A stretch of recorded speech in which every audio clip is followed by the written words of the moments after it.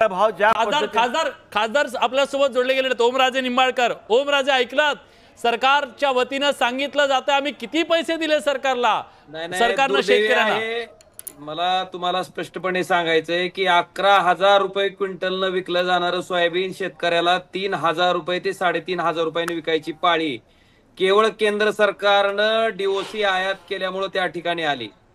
मला आपल्या माध्यमातून सांगायचंय, ते सांगतायत की हमीभाव खरेदी केंद्र सरकारनं चालू केली। हमीभाव खरेदी केंद्रामध्ये फक्त 20% शेतकऱ्याचं सोयाबीन खरेदी केलंय, 80% शेतकऱ्याचं सोयाबीन तसंच राहिलंय। ऑनलाईन नोंदणी केलेली असताना सुद्धा केंद्र सरकारनं त्या खरेदीला मुदतवाढ दिली नाही। मी स्वतः अनेक खासदारांना घेऊन शिवराज सिंग चौहान साहेबांना भेटलो, त्यांना ही वस्तुस्थिती लक्षात आणून दिली की एवढ्या मोठ्या प्रमाणात ऑनलाईन नोंदणी शेतकऱ्यांनी केली आहे, ती खरेदी होत नाहीये। आणि हे जे सांगताय ते अतिशय चुकीचं आहे। शेतकऱ्याचं क्विंटल मागे 7 ते 8,000 रुपयाचं नुकसान हे केवळ केंद्र सरकारच्या धोरणामुळे झालेलं आहे आणि हे अतिशय दुर्दैवी आहे। आता जे म्हणलं जातंय की आम्ही हमीभाव त्या ठिकाणी सोयाबीनचा वाढवला, पण खरेदी किती केला आपण सोयाबीन हमीभाव वाढवून? आणि आज त्याच शेतकऱ्याला केवळ त्यानं उत्पादित केलेला शेतमाल त्या ठिकाणी त्याला योग्य भाव मिळत नसल्यामुळं स्वतःचा प्रपंच तो शेतकरी चालू शकत नाही, म्हणून आत्महत्या करावी लागते। इतकी वाईट वेळ त्या शेतकऱ्यावर आलेली असताना त्या शेतकऱ्याला जे त्यांनी वचन दिलं होतं सरकारनं विधानसभेच्या निवडणुकीत की आमचं सरकार त्या ठिकाणी आल्याच्या नंतर आम्ही शेतकऱ्याचा सातबारा कोरा करू, शेतकऱ्याला संपूर्ण कर्जमाफी देऊ, मला वाटते त्या आश्वासनाचा विचार आता सरकारनं करायची वेळ आली आहे। आणि आज जे बच्चूभाऊ त्या ठिकाणी उपोषणाला बसलेत, मला असं म्हणायचंय की हा कुठला राजकीय मुद्दा करण्यापेक्षा खरंच त्या शेतकऱ्याला त्या कर्जमाफीची गरज आहे, तो जगूही शकत नाही, इतकी त्याची बिकट अवस्था झालेली आहे आणि ती कर्जमाफी सरकारनं द्यायला पाहिजे। बडीजी, मला आपल्याला विचारायचंय, आज अंबुजा सिमेंटच्या पोत्याचा भाव 250 रुपयाचा 400 रुपयाला गेला, तिथं केंद्र सरकार का नियम लावत नाही हो कुठलं की नाही तुम्ही 250चं सिमेंटचं पोतं अदानीनं 400ला विकायचं नाही, तिथं 250लाच विकलं पाहिजे? म्हणून शेतकऱ्याचं सोयाबीन 11,000 रुपयाला गेल्यावरच केंद्र सरकारला महागाई वाढल्यासारखं वाटतं का? त्यावेळेस का केंद्र सरकार म्हणत नाही अरे ती स्वतःचं जीवन त्या ठिकाणी व्यतीत करण्यासाठी, स्वतःचा प्रपंच चालवण्यासाठी ती बिचारं त्या ठिकाणी त्या शेतात मरतय आणि त्याचं सोयाबीन 11,000ला गेलं की तुम्ही लगेच अशा पद्धतीनं त्याला मारणारी धोरणं आणता, डीओसी आयात करता आणि त्याचं सोयाबीन 3,000 रुपयांनी विकायला त्याला मजबूर करता। मला वाटतं अतिशय दुर्दैवी आहे। त्या ठिकाणी सरकारनं स्वतःला दिलेल्या आश्वासनाचं त्या ठिकाणी आठवण ठेवून ताबडतोब शेतकऱ्याला त्या ठिकाणी कर्जमाफी दिली पाहिजे आणि बच्चूभाऊ त्या ठिकाणी शेतकऱ्याला कर्जमाफी मिळावी ह्या एका मुख्य उद्देशानं उपोषणाला बसलेले आहेत। ठीक आहे, शिवाजीराव पाठिंबा आहे, मी ते गांभीर्यानं घ्यावं। नक्की मी विचारतो, सरकारच्या प्रतिनिधींना इथं विचारतो, तुम्ही आश्वासन दिलं, 6 महिने झालेत, काल सरकार आलं आणि आज उठून कोणी तुम्हाला म्हणत नाहीये काय झालं तुमचं आश्वासन? 6 महिन्यानंतर विचारलं जातंय, अंमलबजावणी कधी? कसं आहे की शासनानं निश्चितपणे शेतकऱ्याच्या कर्जमाफीच्या संदर्भात तशा प्रकारचं आश्वासन दिलेलं आहे, परंतु आपण बघितलं असेल की शेतकऱ्याचं या ठिकाणी लाईट बिल पूर्ण 100% माफ करण्याचं काम सरकारने केलं। त्याच पद्धतीनं आता मुख्यमंत्री लाडकी बहीण संदर्भात त्या ठिकाणी त्याला अनुदान देण्याचं काम या ठिकाणी चालू आहे। शेतकऱ्याला आपण बघितलं असेल की आता केंद्र सरकारचं या ठिकाणी अनुदान त्या ठिकाणी दिलं जातं, राज्य सरकारचं दिलं जातं, अशा विविध अशा प्रकारच्या योजना या ठिकाणी शेतकऱ्याच्या कल्याणाच्या दृष्टिकोनातून राबवल्या जात आहेत आणि निश्चितपणे कर्जमाफीचं या ठिकाणी शासनानं तशा प्रकारचं केलेलं आहे। परंतु ज्या पद्धतीनं इथं आता बाकीचे इतर जे काही प्रश्न चालू आहेत ते शेतकऱ्याचे कर्जमाफी करण्याचं काम सरकार निश्चितपणे येत्या काळामध्ये करेल, अशा प्रकारचं आम्हाला सर्वांना त्या प्रकारचा विश्वास आहे। कधी मला सांगा, तुम्ही शेतकऱ्यांच्या साठी कर्जमाफी करणार आहात, आज तो अडचणीत आहे, आज त्याला मदतीची आवश्यकता आहे।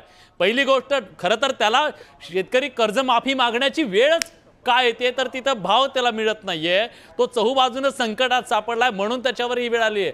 त्याला खरं तर ही गरज पण नाहीये, तुम्हीच दिलंय ते आश्वासन, मग त्याची पूर्तता करावी लागेल ना। आज आपल्याला माहिती असेल की शेतकऱ्याच्या धान्याला MSP लागू करण्याचं काम बच्चूभाऊ येतो तुमच्याकडे, फक्त एक प्रश्न येतो तुमच्याकडे लगेच। या ठिकाणी माननीय नरेंद्र मोदी साहेबांनी या ठिकाणी केलेलं आहे। मागल्या सरकारच्या काळामध्ये कधी या ठिकाणी अशा प्रकारचं MSP लावण्याचं काम आतापर्यंत केलं नव्हतं, ते करण्याचं धाडस MSP किती वेळा तुम्ही सांगता? खरेदी केली का? लातूर मध्ये सांगा किती गाड्या शेतकरी सांगत होते वाढवा ही तारीख म्हणून। लातूर मध्ये सुद्धा खरेदी केली त्यांनी, तारीख एक वेळेस वाढवून दिली। 2014च्या निवडणुकीमध्ये मोदी साहेबांना जाहीरनामा केला होता 50% नफा धरून MSP भाव काढला जाईल. स्वामीनाथन आयोगानं हे म्हटलं होतं का जेथपर्यंत उत्पन्न वाढत नाही ते उत्पादन वाढण्यात काही फायदा नाही.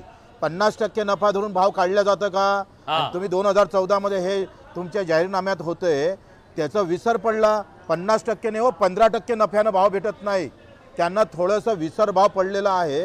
किमान थोडंसं तरी त्या शेतकऱ्याप्रती भाजपची एवढी निष्ठा नका ठेवू पक्षाची. थोडी तरी शेतकऱ्याची ठेवा ना भाऊ, थोडी तरी. किती खोटे बोलणार हो तुम्ही 2014च्या जाहीरनामा 50% नफा धरून भाव काढून माझ्यावर जाहीरनामा आहे तुमचा.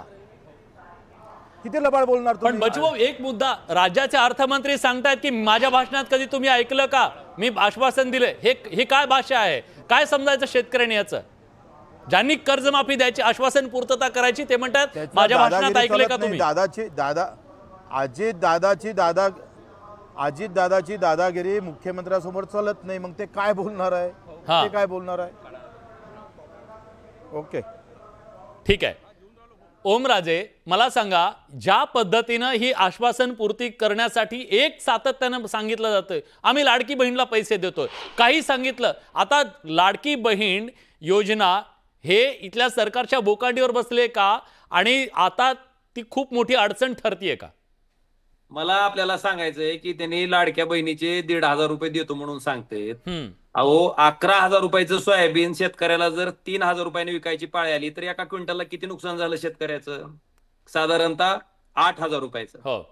1 क्विंटलला 8,000 रुपयाचं जर नुकसान पकडलं तर आपण नुसतं अल्पभूधारक शेतकऱ्याचं बघू, सरासरी 8 क्विंटलचा जरी उतार पकडला एका एकरातला तरी 8×5 = 40, म्हणजे 40 क्विंटलला 8,000चं नुकसान जर आपण पकडलं तर 8×4 = 32, म्हणजे 3,20,000 रुपयाचं नुकसान त्या शेतकऱ्याचं त्या ठिकाणी पडलेल्या भावामुळे होतंय.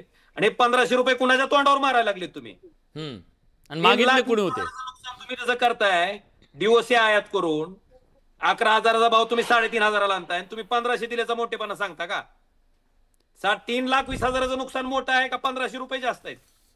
ठीक आहे. आपल्यासोबत आता पुन्हा एकदा जोडले गेलेले आहेत शेतकरी नेते रविकांत तुपकरजी. रविकांतजी, माझा आवाज तुमच्यापर्यंत पोहोचतोय? काहीतरी तांत्रिक अडचण होती, आवाज येत नव्हता तुमच्यापर्यंत. हो, येतोय. हा, ऐकलं तुम्ही? सरकार आता सांगते की लाडकी बहीणचे 1,500 रुपये आम्ही देतोय.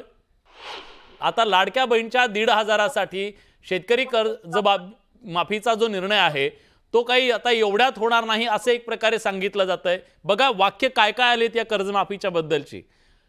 राज्याचे कृषी मंत्री काय सांगतायत? कृषी मंत्र्यांचं वाक्य तर आहे की यांना कर्जमाफी दिल्यानंतर हे लग्न करतात आणि हे करतात, म्हणजे यांना द्यायचंच नाहीये. दुसऱ्यांदा ते असं म्हणतात ओसाडगावची आम्हाला पाटीलकी दिलेली आहे. हे काय दर्शवतं? अजित पवार म्हणतात माझ्या भाषणात तुम्ही कधी ऐकलंय का? हे पळ काढतायत का? हे बघा, मी आज बच्चू भाऊंची भेट घेतली आणि उपोषणाला पाठिंबा दिला. आता मी तुमच्या चर्चेमध्ये सहभागी झालोय ते भाऊसाहेब पंजाबराव देशमुखांच्या गावातून आणि त्यांच्या घरातून मी आज तुमच्याशी या ठिकाणी बोलतो आहे. पाठीमागे त्यांची प्रतिमा आहे आणि त्यांच्या म्हणजे भाऊसाहेबांचं काम शेतकऱ्यांसाठी पंजाबराव देशमुखांचं खूप मोठं होतं. त्यांच्या या पवित्र घरातनं मी तुमच्याशी बोलतोय. बघा, हे मुद्दे डायव्हर्ट करतायत.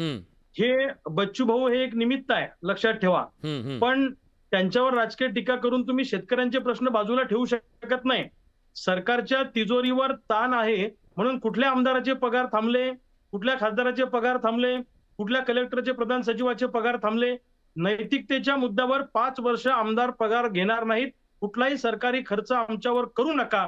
कलेक्टर, प्रधान सचिव किंवा आयुक्तांनी कुठल्या लिहून दिलंय का? अंधश्रद्धा आहे. ऐकून घ्या, तिजोरीवर ताण पडला तो फक्त शेतकऱ्यांसाठी तिजोरीवर ताण असतो. इतर लोकांवर प्रचंड खर्च होतो. आता जालना ते नांदेड समृद्धी महामार्गासाठी पैसा आहे, शक्तीपीठसाठी पैसा आहे, वानखेडे स्टेडियमवर मुख्यमंत्री साहेब बोलले की पैसा कमी पडू देणार नाही क्रिकेटला, अजून काय करायचं सांगा.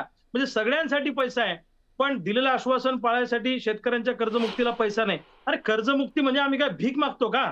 आम्ही आमचा हक्क मागतोय. लक्षात घ्या, तुमच्या चुकीच्या धोरणामुळे आमच्यावर कर्ज झालेलं आहे म्हणून आम्ही कर्जमुक्ती मागतोय. तुम्ही सोयाबीनमध्ये लुटलं, कापसात लुटलं, ज्याचा उल्लेख खासदार ओमराजे निंबाळकर साहेबांनी केला. DOC जर का यांनी निर्यात केली असती परदेशामध्ये तर आज सोयाबीन 7-8 हजार रुपयापर्यंत गेलं असतं.